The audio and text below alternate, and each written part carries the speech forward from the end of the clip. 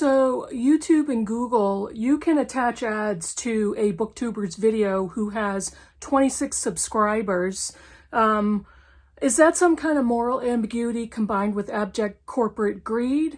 If you can do that, why can't you prevent all of the sex porn troll bots from posting inappropriate or sexual or pornographic content along with scantily clad avatars on almost every single one of my videos in the comment section? Why do I have to monitor that? Is that some, again, weird, twisted moral ambiguity? Hey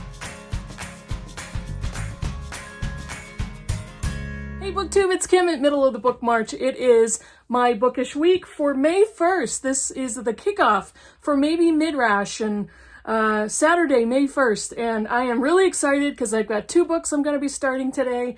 And along with one of my long-term projects that I'm still working on, I've gotten so many things finished and completed that I have a bunch of time today, and that's what I'm going to be concentrating on. So I'm going to tell you all of that.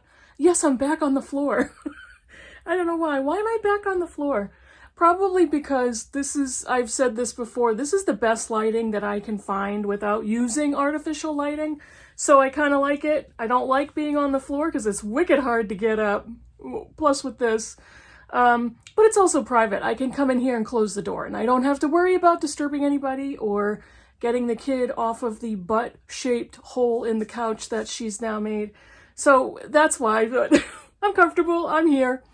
Before I get started on my bookish week, I want to shout out 3 small booktuber channels that I really like. 2 of them are practically brand new, and another one has been around for a little bit, but I really like her. So let me tell you who they are.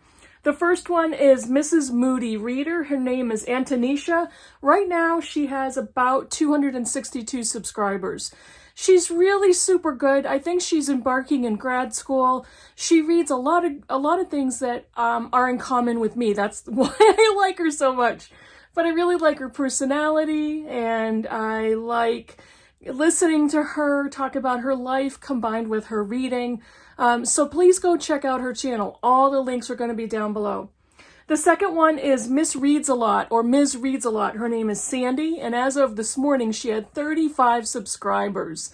She lives, I think she lives in the Pacific Northwest, and she also does weaving. She says she has her own loom, and she's not great at it, but she weaves, so that's super fascinating for me. And she did a BookTube newbie tag, and she revealed that she struggled with dyslexia in her childhood and her early life, and learned to overcome that, but she still deals with that in certain ways. So I thought that was fascinating to listen to her story about how she deals with that in her everyday life. And the last one is Shelf Starters. This is a partnership between a mom and daughter who is Kate and Rosie. As of this morning, they had 46 subscribers. They just did, again, the newbie book tag.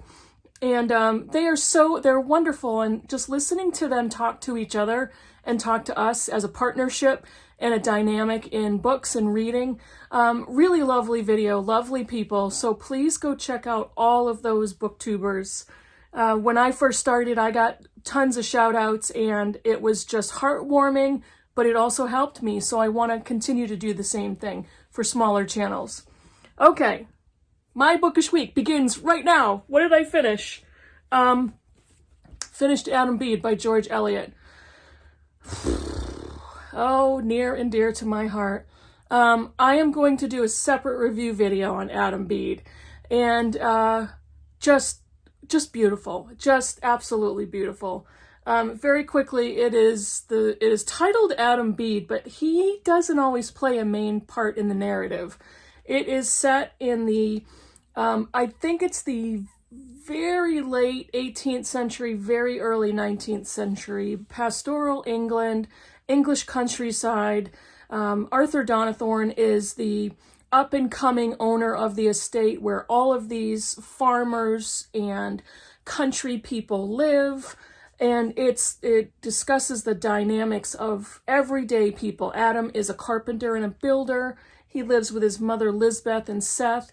And there's a complete circle of characters that surround them. And so what George Eliot does so well is tell all of us about their lives, and each one of them has a very important part to play in the narrative.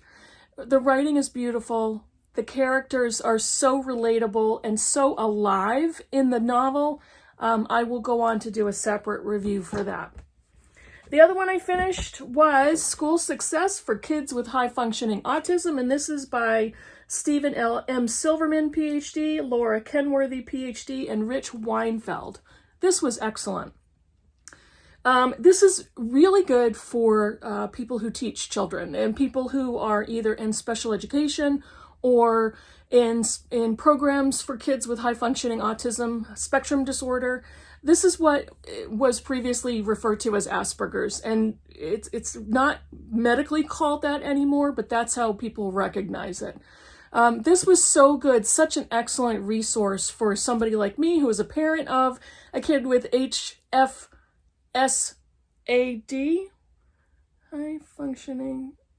HFASD. There we go. There's the acronym, I got it. But there's so many resources in here about dealing with the school system, whether it's public school or private, dealing with how to help your child succeed in school, how to help your child socially, because that's one of the major deficits in kids with this disorder is the social aspect. And there's the best parts of this book were the sections where they related all of the different qualifications of children that have this and what a parent can expect to see.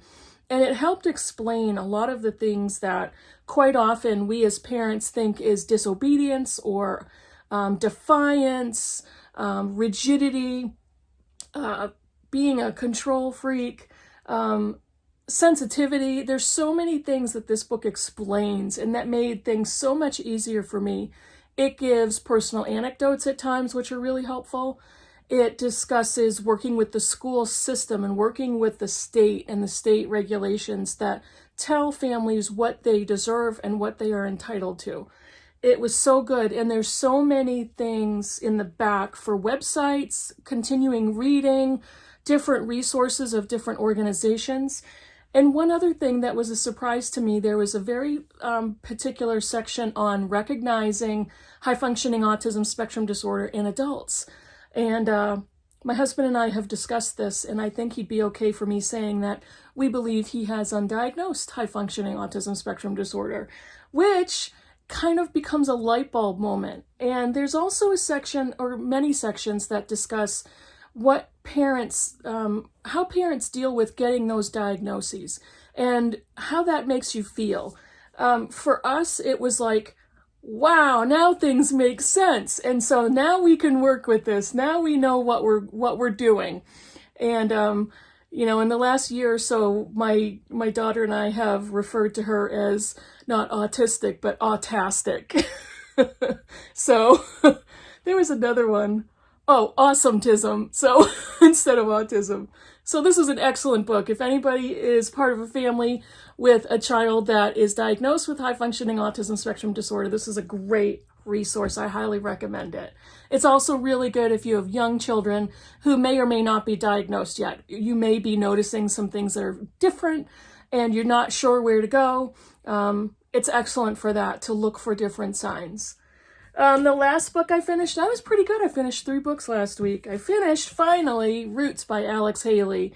I have to admit, there was much of this I skim read, and this was an okay novel. It wasn't great for me. There's a lot of controversy surrounding the background of Roots and what Alex Haley did and how he gathered his research and information in order to write this book. There were legal controversies a couple of times where he was brought to court by one author who wrote a book called The African. Alex Haley actually settled with him out of court for several $100,000 because of plagiarism claims. And then Margaret Walker brought Haley to court as well, claiming that he plagiarized parts of her novel, Jubilee, which I read last year, which was good. So there's a lot around the background of Roots. Honestly, it's way too long. It's 800, I read 880 something pages, 884 pages. It's bloated. It's far too long. He gets extremely repetitive and gives so much detail into things that simply are not, it's not necessary for that much background. I kind of flew through sections where he's talking about cockfighting and chicken fighting and raising chickens and how they got chickens ready for fighting. Chickens, roosters, whatever you want to call them. There was so much detail into that. It was just not necessary. I wasn't interested. The very beginning of the book, the first 150 pages or so, were the most fascinating to me, even though at the time I questioned its length, because it discusses the beginning of the life of Kunta Kinte in Africa, in his African village of Jafur, which they discovered is in Gambia in Africa. And so that was fascinating because it humanized this African family. And instead of us as white Americans in the 21st century stereotyping Black Africans in their native country, in their native societies and communities, it humanized this family and made what happened to him even more horrific. The history about how he was kidnapped, how he was forced onto a slave ship, how long it took for him to get to the Americas, what happened to him in that ship, absolutely infuriating and traumatizing. Just, you really could feel his terror and rage during that part of the narrative. Once he got to the Americas, Haley just started throwing everything in the novel, took everything out of the bucket and poured it all in here. It went on and on and on. This book easily could have been 400 to 500 pages. So, almost a third of the book, I believe, could have been sliced out. There were times that this got fairly stereotypical, not only towards Black people, but towards women. And this book was published in 1974. There were points where I was a little like, well, wait a minute, I don't think you need to go that far. And there's quite a bit of dialect of the African slaves on the plantations. And at times I don't know, I thought he kind of got extremely stereotypical for how they spoke.